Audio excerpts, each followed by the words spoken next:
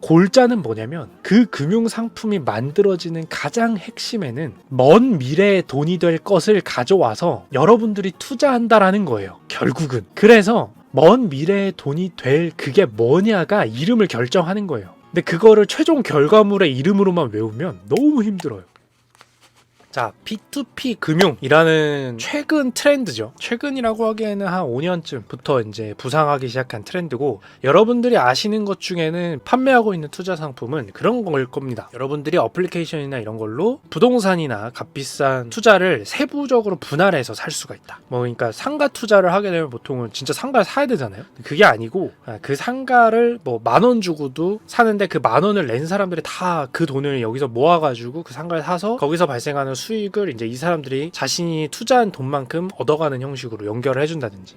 예를 들면은 이런 거죠. 저라는 사람한테 저라는 사람의 신용도를 올려놓고 평가를 올려놓고 나라는 사람한테 개인도 투자를 할 수가 있는 거예요. 근데 말이 투자지 말 그대로 나한테 대출을 해주는 거겠죠. 그죠? 티묵이라는 사람한테 대출을 해주고 저는 신용도가 낮은 만큼 그리고 이자를 얹어서 나중에 되갚으면 성실하게 되갚으면 그 사람은 투자 이득을 보는 거잖아요. 그죠? 결국엔 채권이에요. 이런 경우에는. 근데 여기서 포인트 뭐예요? 피어 투 피어, 즉 P2P 금융이라는 거는 투자자와 피투자자가 이제는 그냥 P2P 금융 서비스나 이런 걸 통해서 어플리케이션이나 이런 걸 통해서 바로바로 자신이 상품이 되고 자신이 내놓는 것을 상품으로 만들고 거기에 투자하는 사람들은 쉽게 평소에는 만나볼 수 없었던 상품을 가볍게 라이트하게 대신에 위험도는 조금 더 있는 상품들이 많이 나오는 거예요. 말 그대로 금융상품의 약간 시장 장터 같은 느낌인 거죠. 약간 정교화되지 않은 상품들도 나오는, 약간 날것의 상품들도 나와서 위험도는 있지만 좋은 거 건지면 더 높은 수익을 건질 수 있는 하이 리스크, 약간 하이 리턴이 될 수 있는 곳을 만들어주는 겁니다. 여기서 최근에 새로운 상품들이 많이 나왔어요. 좋은 얘기를 할 거예요. 이제는 코로나19로 인해서 어떤 분들이 제일 힘들겠어요. 사실 지금 언택트가 각광받는다라는 얘기는 결국에는 뭐예요? 컨택트, 사람들이 실제로 만났을 때 돈을 버실 수 있는 분들 중에 그렇게 현금이 넉넉하진 않고 말 그대로 식당, 그러니까 그렇게 하루 이렇게 벌어서 또 유지가 될 수 있는, 즉 하루 방문객 수가 정말 중요한, 정말 너무 중요하신 분들, 이분들이 정말 너무 힘듭니다. 근데 대출 서비스를 받아보신 분들은 아시겠지만 결국에는 신용도 플러스 법인이나 뭐 가게 하시는 분들, 개인 사업자 뭐가 됐든지 간에 기존에 뭔가의 기록이 굉장히 중요해요. 아주 큰 신뢰할 만한 기록, 뭐 거대한 여태까지 예금, 거대한 현금, 거대한 자산 뭐 이런 게 있으면 대출 잘 되죠. 그거 담보로 잡고 대출해도 되고, 최악의 경우에는 결국에는 돈 놓고 돈 먹는 거, 그죠? 근데 돈이 없으면 못 먹어요. 그거는 대출하는 사람 입장에서 마찬가지입니다. 그러면 소상공인분들, 가게 하시는 분들, 식당 하시는 분들은 어떻단 얘기예요? 그렇게 하루 매출 잡히는 걸로 먹고 사시는 분들은 뭔가 순간적인 위기 상황, 코로나19나 이런 걸로 갑자기 매출이 뚝 떨어지고 이랬을 때 진짜 자기 신용으로 대출하는 뭐 얼마 정도 말고는 대출할 길이 없는 거예요. 그분들이 사실은 뭐 이 가게가 자기 부동산일 리도 없잖아요. 이 가게에도 또 돈 내고 하시는 분들일 거 아니에요. 그럼 진짜 위기가 오겠죠. 근데 대출을 받을 길도 막막해요. 자산이 없으니까. 은행은 자선사업가 아니죠. 명백하게 돈을 놓고 돈을 드시는 분들입니다. 그런데 이제 이것에 대한 문제를 어느 정도 이제 해결해 줄 수 있는 게 P2P에서 나왔다라고 해서 이번에 나온 게 뭐냐면은 이런 식인 겁니다. 방금 얘기한, 예를 들어서 제가 식당을 운영하는 사람이에요. 그러면 식사를 맛있게 하고 이제 보통 이제 요즘 카드로 찍죠. 뭐 스마트폰 이렇게 띡 해가지고 저 페이로 찍으시는 분들도 있을 거고 카드 긁으시는 분들도 있을 거고 이렇게 찍을 겁니다. 자, 그러면 이 카드 대금이 들어올 때까지 분명히 음식은 이미 팔았고 돈을 받기로 한 약속이에요. 하지만 카드 대금이 들어올 때까지는 시차가 존재합니다. 카드 대금 같은 경우에는 정확히 약속한 시간에 들어올 수도 있어요. 하지만 예를 들어서 이 식당에 재료를 납품하는 곳이에요. 근데 이들이 결국에는 이 소상공인 분들께서 나중에 돈이 들어올 텐데 지금 돈이 없다라는 사실은 변하지 않아요. 근데 이런 상황에서 코로나19나 이런 게 터져서 급전이 막 필요하게 되고 막 엄청나게 문제가 생기고 원래 받았어야 될 돈이 더 늦게 들어오면서 줄줄이 문제가 생깁니다. 대출을 받았으면 좋겠는데 이분들이 뭐 자산이 많은 것도 아니고 하니까 대출을 막 아무나 해주지 않아요, 은행은. 그럴 때 이제 P2P 금융에서 해결해 줄 수 있다라고 해서 나온 게 뭐냐면, 자, 여기서 팩트는 뭐예요? 분명히 이분들은 팔긴 팔았어요. 매출을 일으켰는데 근데 카드 대금이 나중에 들어오죠. 그래서 이 식당분은 지금 당장 현금이 없는 게 문제인 거예요. 그래서 어떻게 하냐면, 자, 이 식당분은 자, 카드 대금이 곧 들어옵니다 라는 것을 증명하고 이 P2P 업체한테 밝히고 맡기고 이 P2P 업체는 그걸 가져갑니다. 나중에 나올 돈은 P2P 업체가 가져가요. 대신에 지금 거기서 예를 들어서 뭐 이율이 한 0.5%라고 해가지고 원래 제가 나중에 카드 대금으로 500만 원이 들어올 거예요. 그만큼 음식을 팔아서 카드로 팔아가지고 들어올 건데 그 500만 원을 495만 원으로 지금 받는 거예요. 그러면 P2P 업체는 5만 원 이득이죠. 대신에 500만 원이 나중에 들어오겠죠. P2P 업체한테는. 근데 이 소상공인분은 지금 495만 원이 생기겠죠. 그렇죠? 이렇게 윈윈을 한다라는 구조예요. 네, 대출의 형태로 가는 경우에도 있는 거죠. 대출의 형태로. 어떤 경우겠어요? P2P 업체가 나중에 500만 원을 P2P 업체가 받겠다라고 하는 게 아니고 그 매출 채권을 가져가는 게 아니고 이 소상공인 식당을 운영하시는 분이 그냥 그 P2P 업체한테 500만 원을 대출을 받는 형태가 되는 거예요. 뭐를 담보로? 나는 한 달 뒤에 500만 원이 들어올 거다 라는 사실이 있잖아요. 이미 식당에서 음식 드신 분들 덕분에. 그죠?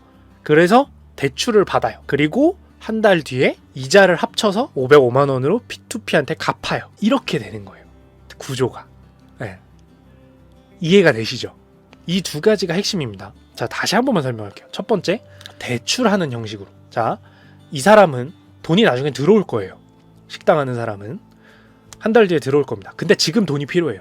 그러면 이 사람한테 대출을 해주고 그 다음에 한 달 뒤에 이자를 붙여서 대출금을 갚아라 라는 형식 하나가 있는 거고, 두 번째로는 자, 이 사람한테 500만 원이 나중에 들어올 거예요. 그러면 500만 원이 나중에 들어올 거라는 증서가 있을 거 아니에요. 뭔가 카드를 긁었으면 카드 대금 증서가 있을 거고, 뭐 채권으로 했으면 채권이 있을 거 아니에요. 매출 채권이 매출 채권이 있겠죠. 이 사람이 들고 있는 뭔가의 증서가 있을 거 아니에요. 그거를 업체가 사가요. 지금 사가면서 할인을 해서, 즉 원래 500만 원짜리 한 달 뒤에 500만 원이 될 증서면 495만 원을 주고 사가요. 그러면 그 업체는 미래에 5만 원 더 버는 거고, 이 식당 주인은 5만 원 떼주고 지금 현금을 만든 거죠. 이 두 가지 버전이 있어요. 네. 결과만 놓고 보면 똑같지만 이 둘의 구조는 다른 구조예요. 이제 이렇게 해서 딱 머릿속에 정리가 되시면 여러분 제일 재밌는 얘기 드릴까요? 여러분들은 지금 금융시장에서 증권, 증서라는 것을 두고 할 수 있는 정말 수많은 파생상품의 형태의 골격 두 개를 완벽히 이해하신 거예요. 완벽히. 왜 그런지 이제 말씀을 드릴 거예요. 자, 이거는 사실은 P2P 업체가 신상품으로 내놨기에 그들은 응용했기에 대단한 거긴 한데 원래 있는 구조예요. 어떤 구조냐면요, 모든 대기업은 매출 채권을 일으킵니다. 일으킨다라는 게 무슨 뜻이냐면 당장 돈을 받거나 주는 경우는 거의 없고, 자, 우리가 몇 개월 뒤에 돈을 그 상품을 산 만큼 돈을 드릴 겁니다 라고 하고 채권이 돼버려요. 그러면 3개월 뒤에 20억이 될 채권이나 이런 것들이 생깁니다. 기업들한테는. 수많은 그 매장들 또 뭐 기업들인데 매출 채권 있죠.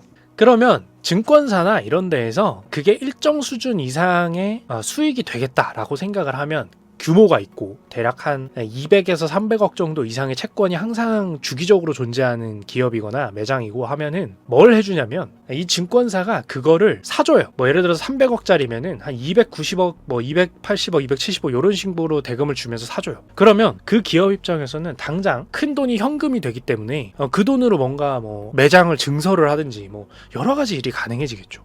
그죠? 엄청난 일들이 가능해집니다. 그리고 대신에 이 증권사는 시간이 흐르고 나면은 270억 주고 산 게 300억이 돼서 돌아오기 때문에 수익이 나요. 첫 단계가 이거. 근데 이것도 방금 얘기한 거죠. 방금 얘기한 골격의 하나예요. 말 그대로 미래의 돈이 될 증서를 지금 사준다. 근데 그거 자체가 양쪽 다 윈윈이다. 그리고 또 다른 방식 중엔 이런 게 있어요. 자, 미래의 현금이 될 증서들이 이만큼 쌓여 있습니다. 뭐 100억어치 쌓여 있어요. 이만큼. 근데 뭐 현금이 필요한 사람들이 있겠죠. 자, 그러면 증권사에서는 또 이런 경우도 가능합니다. 100억 원짜리를 들고 와요. 자, 이걸 가지고 이제 쪼갭니다. 뭐 100만 원짜리씩 1000만 원씩으로 뭐 증서를 쪼갭니다. 증권사 이름으로. 그 다음에 금융상품을 만듭니다. 뭐 예를 들어서 채권의 이 증서 100억짜리 증서에 그 회사가 예를 들어서 뭐 땡땡푸드라는 회사가 100억으로 나중에 갚을 증서면 땡땡푸드 채권 투자 증권을 만들어요. 그러면 무슨 일이 벌어지냐면 어렵게 생각할 필요 없어요. 자, 지금 이 100억짜리를 사실은 이거를 100억짜리면은 뭐 기업들 아니고서 이걸 누가 사줘요. 아무리 잘게 쪼개도 10억 이러면 누가 사줘요? 누가 사줄 수 있어요? 그거. 그죠? 이거를 쪼개서 더 많은 사람들이 투자할 수 있게 만들어서 금융상품으로 팔아버리는 거예요. 그러면 그 금융상품을 팔 때 여러분들이 투자한다고 준 돈은 고스란히 수수료를 떼고 100억이 나중에 생기는 게 아니라 지금 그 100억 중 일부가 생기겠죠. 현금으로. 이 역할을 증권사가 원래 해줘요. 이게 자산 유동화 증권이에요. ABS라고 부르는. 투자하기 쉽게 만들었다. 사고 팔기 쉽게 만들었다. 더 작은 금액으로 쪼개가지고 그 잘게 쪼개는 역할을 해서 팔았다. 그 뜻이에요. 자산 유동화 증권이라는 게. 네. 재밌죠? 여기서 자산은 방금 케이스는 채권이었잖아요. 미래에 100억 원이 될 채권이었죠. 그죠? 이거는 채권이라는 자산을 유동한 거죠. 근데 요거를 자 부동산 담보부 채권으로 만들면 뭐예요? MBS예요. MBS. 모기지 백드 시큐리티스. 네. 결국에는 여러분들한테 자산 유동화 증권을 설명하려고 하는 게 아니고 여기서 중요한 포인트는 뭐냐면요. 결국에는 금융이라는 거는 나중에는 이름이 다양해져요. 막 MBS, ABS, 뭐 ABS에서도 파생이 있고 막 뭐 MBS에서도 종류가 있고 막 뭐 바스켓이 있고 막 엄청 다양해져요. 근데 그걸 다 외우려고 하면 힘들어요. 골자는 뭐냐면 그 금융 상품이 만들어지는 가장 핵심에는 먼 미래에 돈이 될 것을 가져와서 여러분들이 투자한다라는 거예요. 결국은. 그래서 먼 미래에 돈이 될 그게 뭐냐가 이름을 결정하는 거예요. 근데 그거를 최종 결과물의 이름으로만 외우면 너무 힘들어요.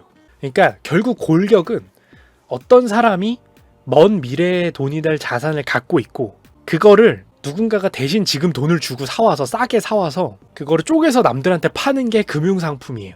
여러분들이 알고 있는 되게 모든 금융상품이 그렇다는 건 아니에요. 근데 여러분들이 알고 있는 뭔가 되게 막 뭐 카드 담보부 대출 투자 상품 뭐 모기지 채권 담보부 투자 상품 막 이렇게 붙어 있잖아요. 그 다 이런 식이에요. 다 이런 식. 쉽게 생각하면 그 세부적인 구조를 얼마나 복잡하게 만들고 거기서 만약에 이 상품이 터졌을 때 그걸 돈을 갚아야 되는 쪽이 아까 예를 들면 100억을 누가 갚아야 결국에 수익이 생기는 거잖아요. 근데 만약에 얘네가 100억을 안 갚고 파산이 났다. 그랬을 때 뭐 누가 보증을 해주냐, 뭐 누가 보험을 들어놨냐, 뭐 요런 거가 이제 막 섞이고 막 이래서 어려워 보이는데 핵심 골자는 그거예요.